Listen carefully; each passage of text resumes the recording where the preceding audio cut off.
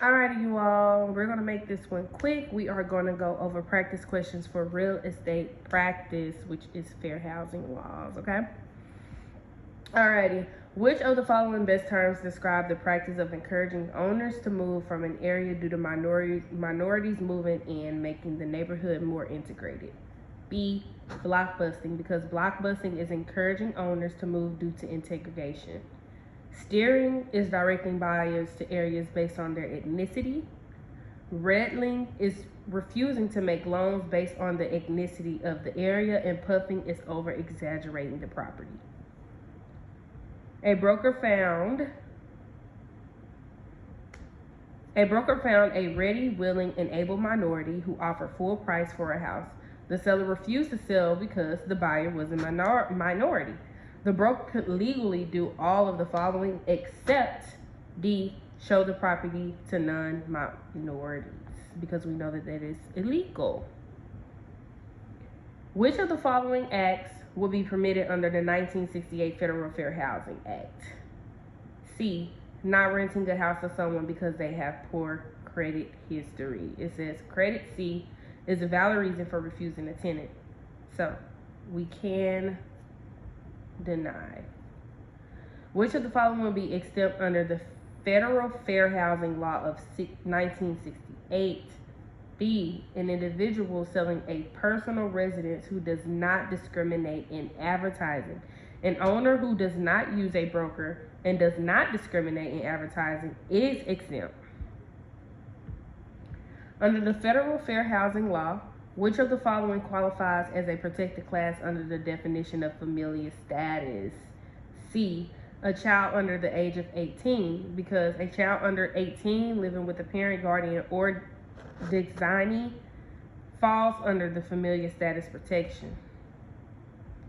If the owner tells the licensee not to show the property to minorities, which of the following statements best describe the obligations of the agent? C, inform the owner that the licensee cannot legally accept the listing. Under the Federal Fair Housing Law, which of the following items qualifies as a handicap? B, a person who is mentally or physically handicapped. In advertising for prospects, all of the following terms could be used except D, national origin, because national origin is a protected class under the fair housing and is illegal to be used in advertising. Which of the following transaction is exempt from the requirements of Federal Fair Housing Act? C, an owner renting one room in an owner-occupied residence. An owner renting units in a fourplex when occupied by the owner is exempt under the fair housing. A salesperson in trying to list a property tells the seller that minorities are moving into the area and the properties might devalue. This would be A, blockbusting. A handicapped person asks the landlord for permission to alter the apartment. Which of the following is true regarding the cost of changing the apartment back after the termination of the lease? A, the landlord can require that it be restored as it was before the alteration. A mobility impaired person was renting a unit in an apartment complex. Half of the units are assigned parking spot spaces near the door. The other half do not. The owner, C, must give a parking space near the door to the handicapped person if one is available and a need is demonstrated. A lender will not loan on properties in certain areas due to ethnic makeup of the areas. This is called B, redlining.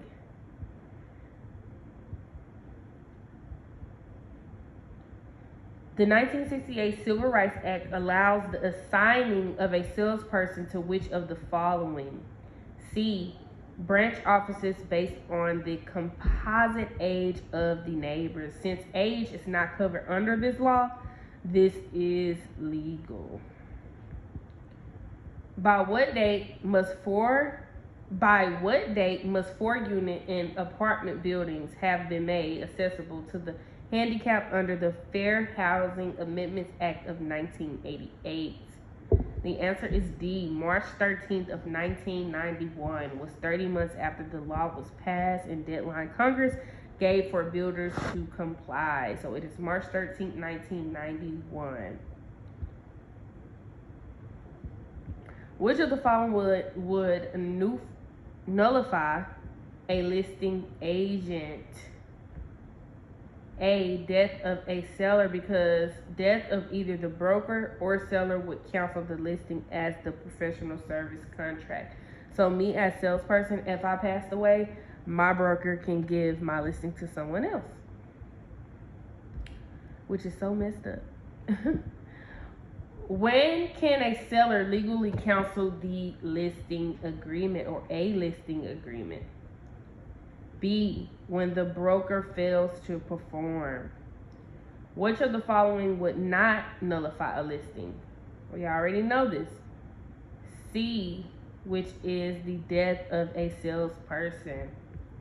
An owner listed a property with only one broker. After the sale, the broker was not due a commission. Which type of listing would most likely be in effect? A. Exclusive agency, because since it was listed with only one broker and the broker was not due a commission after the sale, this means that the seller was also authorized to sell and not pay a commission, which is an exclusive agency listing authorizes one broker to sell but reserve the right for the seller and sell not to pay a commission. The owner listed a property with the broker. However, the broker failed to do anything to market the property. If the owner wanted to sell the property personally without paying commission, what should the owner do? C. Terminate the listing before the expiration date. A salesperson who wanted to obtain a listing with the best protection for the broker should ask for a D. Exclusive right to sell agreement. A broker gets a commission regardless of who sells the property. What type of listing is this? D. Exclusive right to sell listing. What must a listing have in it? B. An expiration date. An owner listed a property with one broker but reserved the right to sell it personally without paying a commission. Which of the following listings was most likely signed? D. An exclusive agency listing. Which of the following is usually included in the agency agreement? C. Contract expiration date. A broker took an open listing with the seller. Which of the following statements is correct concerning the listing? A. The broker will only get paid if the broker sells the property. A seller could terminate a listing contract with the broker without liability except for D. Decision by principal, because if a principal decides to terminate the listing, there might be liability depending on the circumstances, such as terminating because the principal found their own buyer. Which of the following statements best describe a net listing? A. Sales price less sellers required proceeds, because a net listing is where the broker commissions is the difference between the sale price and a certain amount required by the seller. We're almost done, guys. A property manager generally does all the following except C. Give legal advice, because only an attorney can give legal advice, and we know this. The property management agreement is between the property manager and the property owner, which is B, the property owner. A broker acting as a property manager usually indicates which type of agency. C, general agency, which means that one performs an ongoing relationship such as managing a property. Which of the following duties best describe the duties of a property manager to the owner? D, fiduciary, because the property manager is generally considered to be a general agent for the owner, thus owning the owner fiduciary responsibility. Which of the following is not considered as an operating cost in a property management budget? C, vacancy and lost rent, because vacancies and lost rents are considered an adjustment to income. It is not cost since never one had the money to spend. Which of the following would be a violation of the Sherman antitrust laws? A group of brokers setting a commission rate. A group of brokers cannot set a common commission rate. That is illegal. If a salesperson is an employee of a broker, then the broker must B, withhold FICA and federal tax, because if a person is an employee, then the employer must withhold taxes.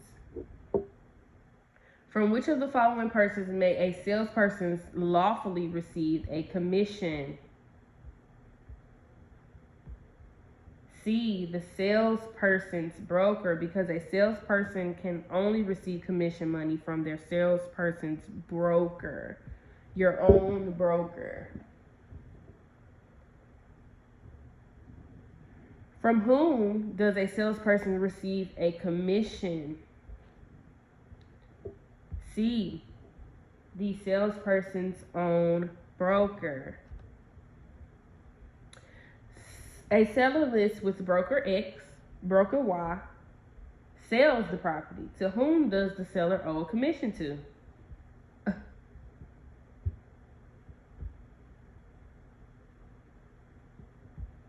The answer is A, broker X, because the seller only owes the commission money to their own listing broker, X, who would then turn pay the selling broker Y. Oh, okay. So a seller lists with broker X, which is the broker. Broker Y sells the property. To whom does the seller owe a commission? So even though Y sells the property, the seller will still pay the broker X because he listed the property. Okay. There we go.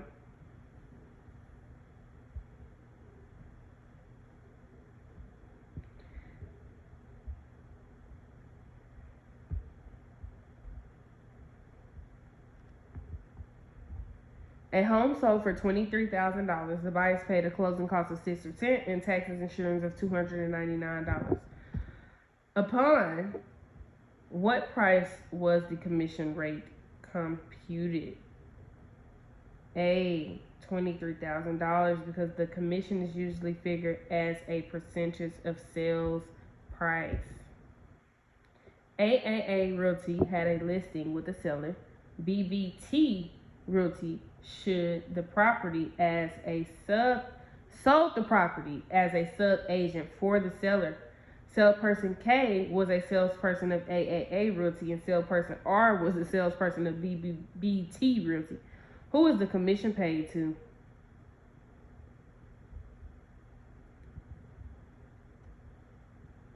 A,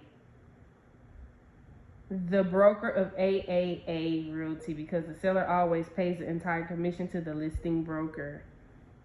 Okay, the listing broker.